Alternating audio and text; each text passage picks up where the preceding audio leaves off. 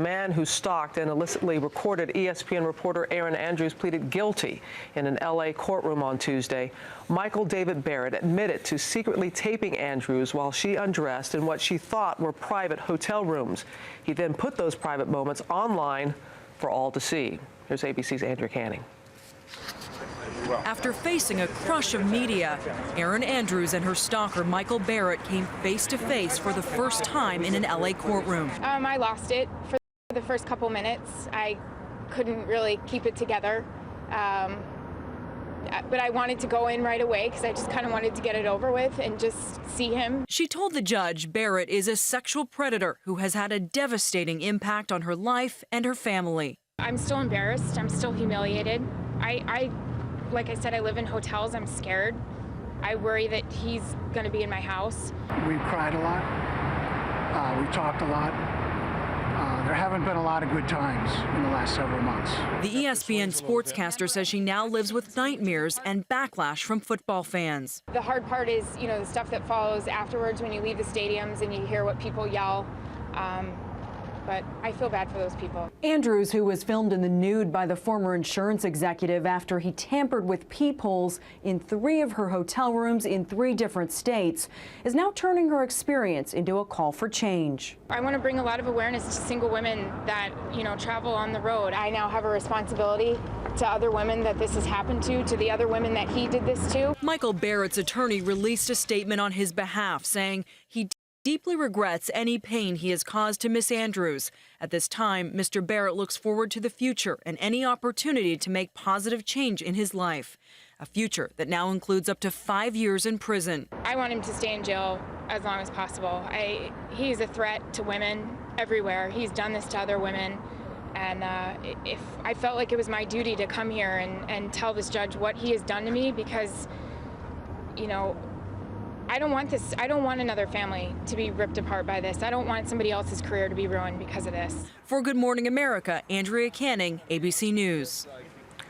And joining us now live from Los Angeles for an exclusive interview on Tuesday's hearing and what lies ahead for both Erin and her stalker is Erin Andrews' attorney, Marshall Grossman. Marshall, thank you so much for joining us this morning. And we just heard from Erin. She was so poised and so strong. She did not have to address the court yesterday. She wanted to.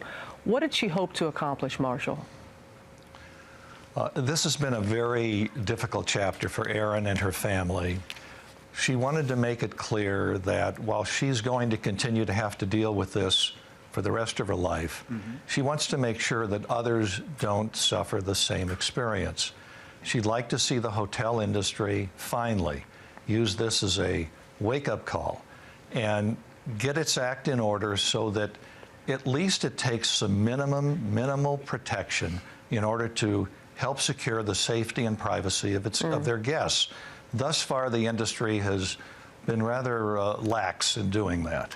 I know she was going to advocate for improving hotel security. And I know that we heard Erin refer to Barrett as a sexual predator, and you have received a lot of emails, a lot of contact with women who said this has happened to them. You do not believe with Barrett that this is an isolated crime with Erin? This was not an isolated crime. We have credible, determined evidence that Mr. Barrett did the same thing, not just with Erin, not just with a few others, but with 17 other women. Most, if not all of the rest of them, have no idea that their images were taken, they were filmed in the privacy of their rooms, and that was put up on the internet as well. So Erin is not alone, and there may be countless others who have not only been filmed by Mr. Barrett, but filmed by others.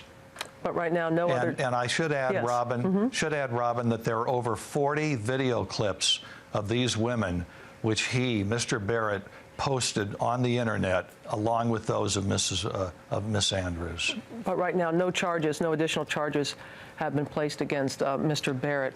I want to go back to hotel security, because I know that is your mission, that is Erin's mission right now. And we have a picture of the peephole that Barrett looked through. And you said that there are clues here that can help others when they're checking into a hotel. You say it's clear to see that it has been tampered with?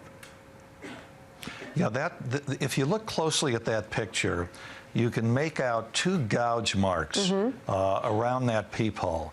Mr. Barrett used an instrument. It may have been as simple as a file or any other simple tool to just pop that peephole out.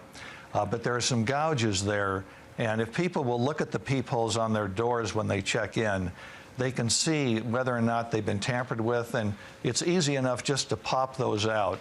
For safety's sake, it's probably prudent now to put a simple Band-Aid or a piece of wet tissue over the inside of that peephole to make sure nobody else is looking in at you. I know that you all also want to have cameras installed in hotel hallways. You want the employees trained so they don't give out personal information. What are some other things? I know this is very important to you, very important to Erin, to get information out so this doesn't happen to other people. So what are some other things that can be done? Well, first of all, the hotels have got to simply train their employees.